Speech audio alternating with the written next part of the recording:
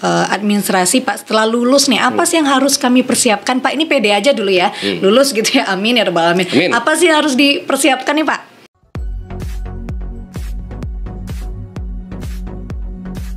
Administrasi Pak, setelah lulus nih apa sih yang harus kami persiapkan Pak? Ini pede aja dulu ya, lulus gitu ya, amin ya rabbal alamin. Apa sih yang harus dipersiapkan nih Pak? Ya, karena nanti akan ada ujian CAT ya, ujian kompetensi. Ya, ujian kompetensi itu ada macam-macam tuh isinya tuh. Ada sosiokultural ya, ada wawancaranya juga nanti, ada manajerialnya, dan itu memang harus dikuasai oleh teman-teman. Karena ujian CAT itu biasanya tuh skornya bisa dilihat pada saat itu. Langsung dilihat ya setelah itu. Jadi kecurangan-kecurangan itu bisa dikatakan tidak akan terjadi di sana. Mbak ngeklik ini nih, jawaban ini tuh udah tahu tuh nilainya berapa. Orang bisa ngelihat. Di luar pun orang bisa ngelihat nih. Si A nih nilainya sekian. Nah, makanya kita menghimbau persiapkan sebaik mungkin seluruh materi yang akan ditanyakan nanti, gitu. Harus belajar. Iya. Gak bisa cap-cip-cup ya Pak. Harus belajar, harus persiapan, karena memang apalagi ketika berbicara, memang ya di seleksi CAT saat ini kita tidak menggunakan nilai ambang batas, tapi kita menggunakan ranking. Ranking itu tentu yang akan menentukan di mana nanti ditempatkan. Ketika tempatnya 1 diikuti oleh 9 orang, berarti yang ranking 1 yang akan duduk.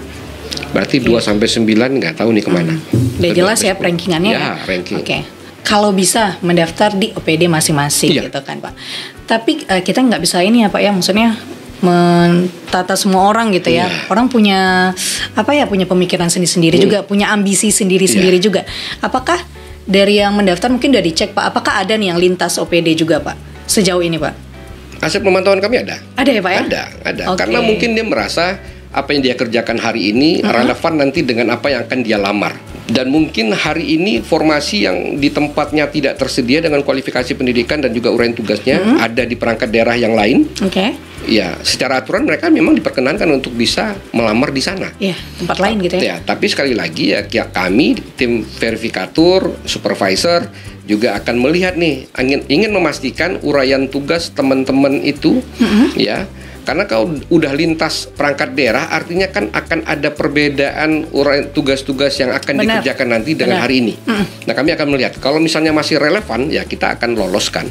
Tapi ketika tidak relevan, ya itu akan kita temeskan. Dia pilihannya lolos atau tidak lolos, memenuhi syarat atau tidak memenuhi syarat. Nah, jadi seperti itu. Ya, tentu syarat-syarat lain juga sudah harus terpenuhi ya di samping uraian tugas tadi. Yang terdaftar di BKN kemarin itu kan kebanyakan mengambil dari ijazah terakhir ya Pak ya, baik itu S1, D3, tapi formasinya kan banyak juga nih yang SLTA sederajat. Nah, itu pertimbangannya seperti apa sih Pak? Mungkin masih banyak bertanya-tanya juga ya Pak, kenapa enggak banyak kuota yang di S1 atau D3 gitu kan Pak. Jadi banyak yang kemarin ya merendahkan diri lah untuk ya udahlah nggak apa-apa, yang penting kita lolos dulu nih di P3K ini gitu. Jadi kami mungkin sedikit flashback proses perencanaan formasi di awal tahun. Ketika kita mengusulkan formasi 6.360 itu kan perjuangannya luar biasa. Tidak serta-merta angka 6.360 itu disetujui oleh pimpinan kita, disetujui oleh Pan-RB.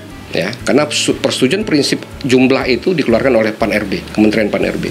6.360 itu yang berbagai macam kualifikasi pendidikannya, kita siapkan tempatnya sesuai dengan kualifikasi pendidikannya. Misi kita memang seperti itu awalnya. Tapi lagi-lagi karena ini kebijakan pengadaan adalah kebijakan nasional, aturan-aturan telah ditetapkan oleh pemerintah. Nah, termasuk kualifikasi pendidikan, jabatan-jabatan formasi itu disesuaikan. Akhirnya kita memang diberikan ruang karena misinya ini ada misi menata juga nih. Ya, misi menata non-ASN, kita diberikan arahan nih. Ini loh jabatan yang bisa dibuka oleh pemerintah daerah, pemerintah instansi pusat pun juga sama. Ini jabatan yang bisa diisi oleh teman-teman P3K, jabatan pelaksana. Jabatan fungsional bisa ketika memang jabatan fungsional itu tersedia pada saat itu. Ya, jabatan fungsional itu tidak serta-merta bisa kita buka seperti jabatan pelaksana. Jabatan fungsional itu butuh penghitungan yang cermat berbicara tentang beban kerja di sana. Iya, benar. Dan itu butuh persetujuan dari Menpan RB, persetujuan dari instansi pembinanya. Jadi artinya ketika kita diminta pada awal tahun untuk menata, ya kita tidak punya kesiapan untuk bisa mempersiapkan seluruh formasi yang mampu mengakomodasi kualifikasi pendidikan teman-teman. Ketika kita tidak bisa memilih itu, ini loh pilihan lainnya. Nah, jabatan pelaksana itu yang akhirnya kita buka. Kita tahu teman-teman itu kualifikasi pendidikannya luar biasa, ya. Tapi sekali lagi kita tidak punya banyak pilihan. Ketika kita diberikan ruang, kita usulkan maksimal nih formasi sisa non-ASN yang terdata yang kita usulkan nih 6.360 itu. Jumlah itu ya, kalau kita ditanya inginnya kita, ya kita ingin mengakomodasi itu semua, tapi faktanya tidak seperti itu. Nah, jabatan pelaksana itulah pilihan yang diberikan oleh pemerintah dalam rangka kita menata non-ASN kita, ya. Jadi mungkin kami kasih analogi sedikit ketika mungkin teman-teman mendaftar di Dinas Kominfo, ya, untuk kualifikasi pendidikan SLTA. Ketika dia gagal di sini berkompetisi, masih banyak perangkat daerah yang juga punya jabatan yang sama, kualifikasi pendidikan yang sama. Berbeda jika seandainya jabatan fungsional yang dibuka, gagal dia di sini, belum tentu ada formasi yang sama yang bisa teman-teman yang gagal ini ditempatkan di sana. Nah, jadi makanya misi pemerintah menata itu memang penguatannya ada di kualifikasi pendidikan SLTA tadi, karena seluruh perangkat daerah punya jabatan itu. Muncul Kepmenpan 173 yang mengatur tentang kualifikasi pendidikan dan jabatan pelaksana itu, ya, karena mereka tahu betul bahwa ini waktu amanat Undang-Undang 20 itu harus menyelesaikan penataan non-ASN di Desember 2024. Ya, artinya 2025 ini sudah ada progres yang signifikan seharusnya. Nah, dalam rangka percepatan penyelesaian itulah kami rasa mungkin pemerintah telah menyiapkan regulasi-regulasi yang diimplementasikan dalam hal kondisi yang seperti ini. Ujian nih Pak, mungkin ini banyak juga yang ditanya sama teman-teman, seperti melahirkan atau kecelakaan dan kondisi lainnya. Apakah itu ada kompensasi sendiri Pak, atau ya tetap berjalan dan tidak lulus gitu? Ya. Kita di tahun kemarin ada kondisi yang seperti itu memang tidak dapat diakomodir. Kondisi-kondisi yang seperti itu, ketika memang telat datang, nggak ada kompensasi, nggak ada ya Pak ya. Kalaupun ada, karena mempersiapkan ketika ada 1-2 orang yang masuk nyusul itu akan merubah schedule semua, ya. Itu berapa banyak instansi yang menggunakan keberadaan BKN di sini, instansi vertikal juga.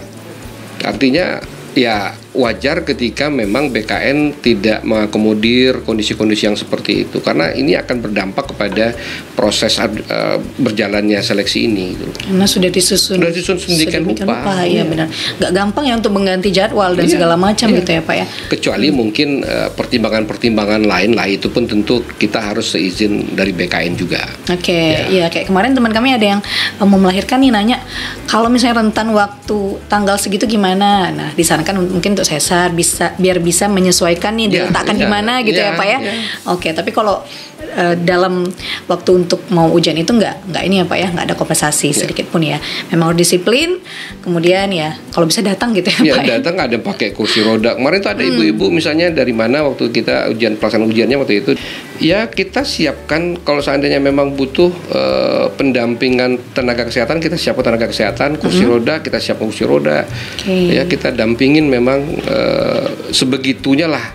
Memang harus hadir pada saat itu gitu. Iya.